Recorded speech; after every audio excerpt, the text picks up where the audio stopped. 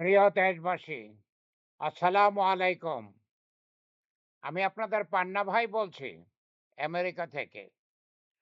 আমার এখনকার ভিডিও নির্বাচন নিয়ে, পিআর পদ্ধতি নিয়ে। আমি ইতিপূর্বে পিআর পদ্ধতির উপরে বেশ কয়েকটি ভিডিও করেছি এবং আমি আপনাদেরকে বোঝানোর চেষ্টা করেছি পিআর পদ্ধতিটা কি। বাংলাদেশ সরকার ইলেকশনের ঘোষণা দিয়েছে ফেব্রুয়ারি মাসে, রমাদানের আগে ইলেকশন হবে বলেছে, কিন্তু তারা পিআর পদ্ধতিতে ইলেকশন হবে সেটা এখনো বলে নাই। কেন বলে নাই আল্লাহই জানেন। যদিও 2 মাস যাবৎ সমস্ত রাজনৈতিক দলের সাথে আলোচনা করে সিদ্ধান্ত হয়েছে পিআর পদ্ধতিতে ইলেকশন হবে। সব রাজনৈতিক দলগুলো সেটা মেনে নিয়েছে, কিন্তু বিএনপি মানে নাই। প্রাথমিকভাবে বিএনপি মানে নাই। এখন বিএনপিও মেনেছে কিছু শর্ত সাপেক্ষে। কিন্তু সরকার নির্বাচনের তারিখ ঘোষণা করেছে, কিন্তু পরিষ্কার করে বলে নাই যে নির্বাচনটা পিআর পদ্ধতিতে হবে। পিআর পদ্ধতিতে যদি নির্বাচন না হয়, আমরা আমরা মুক্তিযোদ্ধারা, আমরা জুলাই আগস্টের ছাত্র শ্রমিক জনতা সেই সেই নির্বাচন হতে দেব না। পরিষ্কার কথা, আমরা সেই নির্বাচন হতে দেব না।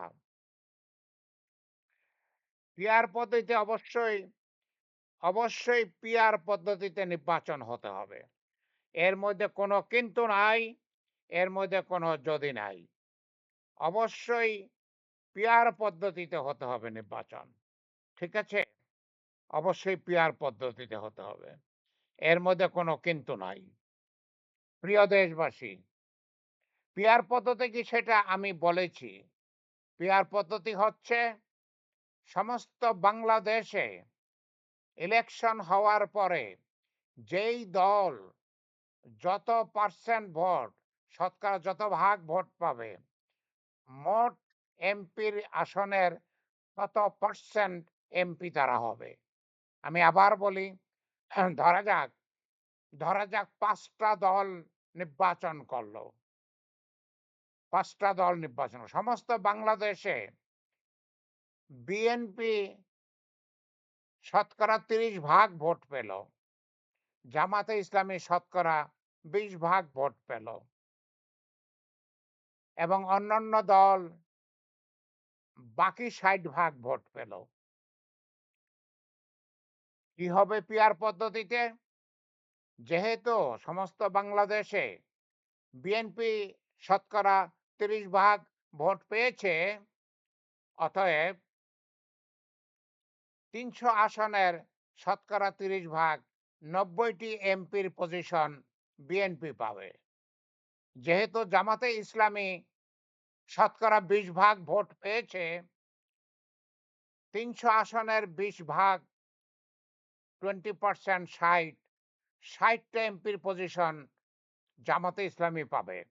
অন্যান্য রাজনৈতিক দল যারা ভাগাভাগি করে বাকি বাকি বাকি 50% ভোট পেয়েছে, সেই অন্যান্য রাজনৈতিক দল বাকি 150টা এমপি হবে।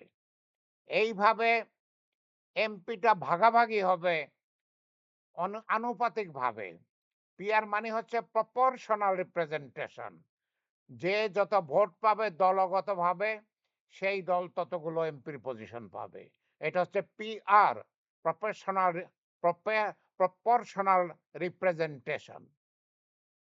তাতে কি হবে? তাতে সুবিধা হচ্ছে একটা দল সরকার গঠন করতে পারবে না, সেই একটা দল একনায়ক হতে পারবে না, সেই একটা দল ফ্যাসিবাদী শাসন কায়েম করতে পারবে না। শেখ হাসিনা যেটা করেছে, শেখ হাসিনা ফ্যাসিবাদ হয়েছিল। এরশাদ যেটা করেছিল, এরশাদ ফ্যাসিবাদ হয়েছিল। পিআর সিস্টেমে যদি নির্বাচন হয় তাহলে মানুষ, বাংলার মানুষ সমস্ত বাংলাদেশে যেইভাবে ভোট দিবে, যাদেরকে ভোট দিবে, যত পার্সেন্ট যেই দল ভোট পাবে তত পার্সেন্ট এমপি সেই দল হবে। তার মানে যখন সরকার হবে, এক দলের সরকার হবে না, একটা দল মিলে সরকার হবে। তার মানে তারা এক নায়ক হতে পারবে না, তারা ফেসিবাদ কায়েম করতে পারবে না, তারা শেখ হাসিনার মতো ৩২ লক্ষ কোটি টাকা বিদেশে পাচার করতে পারবে না, ৬০,০০০ মানুষ হত্যা করতে পারবে না। এটাই হচ্ছে সবচেয়ে বড় সুবিধা পিআর সিস্টেমের। আমরা পিআর সিস্টেম চাই। শুধু যে আমরা পিআর সিস্টেম চাই তা নয়। এ নিয়ে ২ মাস আলোচনা হয়েছে। সংস্কার কমিশন এই নিয়ে ২ মাস আলোচনা করেছে এবং তারা সিদ্ধান্ত নিয়েছে পিআর সিস্টেমে ইলেকশন হবে। বিএনপি প্রাথমিকভাবে রাজি হয় নাই, এখন রাজি হয়েছে। কিন্তু সরকার ইলেকশনের ঘোষণা দিয়েছে, পরিষ্কার করে বলে নাই যে সেটা পিআর সিস্টেমে হবে না কিসে হবে। পিআর সিস্টেম চাই। আমরা পিআর সিস্টেম ছাড়া নির্বাচন হতে দেব না। পিআর সিস্টেম ছাড়া নির্বাচন হবে না। আজকে জামাতে ইসলামীর সেক্রেটারি জেনারেল গোলাম পরোয়ার সাহেব উনি বলেছেন পিআর এর দাবি মানার পর নির্বাচনে যাব। জামাতে ইসলাম পরিষ্কার বলে দিয়েছে পিআর যখন সরকার ঘোষণা করবে তারপরে জামাতে ইসলামী নির্বাচনে যাবে। এনসিপি তাই বলেছে। শুধু বিএনপি কাচুমাচু করতেছে কারণ বিএনপি একনায়ক হতে চায়, কারণ বিএনপি হাসিনার মতো স্বৈর শাসক হতে চায়। সেই জন্য বিএনপি কাচুমাচু করতেছে। ওইসব কাচুমাচু করলে চলবে না। আমরা ইলেকশন হতে দেব না। পিআর যদি না হয়, ইলেকশন যদি পিআর সিস্টেমে না হয়, আমরা ইলেকশন হতে দেব না, আমরা নির্বাচন হতে দেব না। পরিষ্কার কথা, পিরিয়ড। পরিষ্কার কথা, আমরা নির্বাচন হতে দেব না। দরকার হলে আমরা রাস্তায় নামবো, দরকার হলে অস্ত্র নিয়ে রাস্তায় নামবো। আমরা নির্বাচন হতে দেব না। অবশ্যই পিআর সিস্টেমে হতে হবে। আমি আলোচনা লম্বা করব না।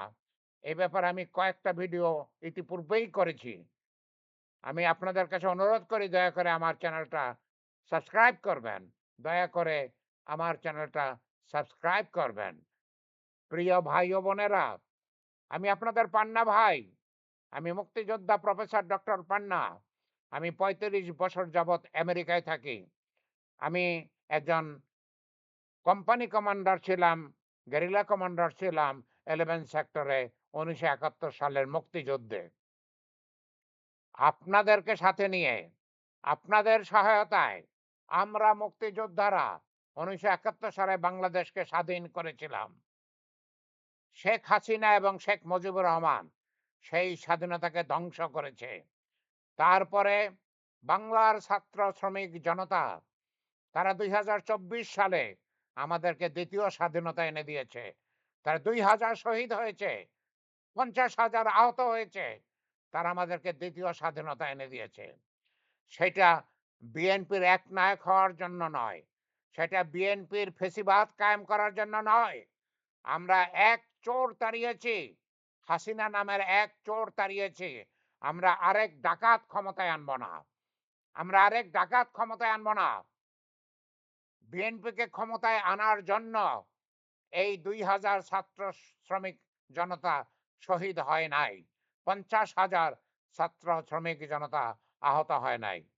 আমরা এইরকম একটা নির্বাচন চাই, যে নির্বাচনের মাধ্যমে আবার ফ্যাসিবাদ কায়েম না হবে, আবার একনায়ক হবে না। আমরা সেটা চাই। পিআর হচ্ছে সেটার একমাত্র পন্থা। পিআর ছাড়া ইলেকশন হবে না। হবে না। কিছুতেই হবে না। পিরিয়ড। কিছুতেই হবে না। পিআর ছাড়া কিছুতেই ইলেকশন হবে না।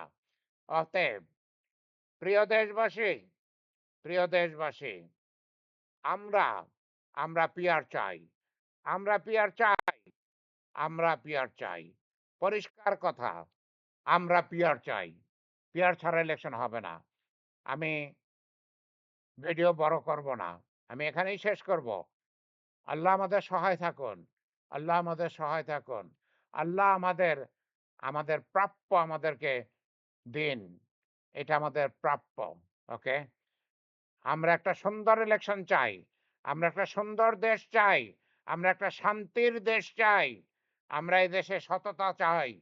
আমরা এই দেশে শান্তি চাই। আমরা এই দেশে সমতা চাই। আমরা ফ্যাসিবাদ মুক্ত দেশ চাই। প্রিয় দেশবাসী, আসুন আমরা আওয়াজ তুলি। পিয়ার ছাড়া ইলেকশন হবে না। পিয়ার ছাড়া ইলেকশন হবে না। আল্লাহ আমাদের সহায় থাকুন। আমিন, আমিন।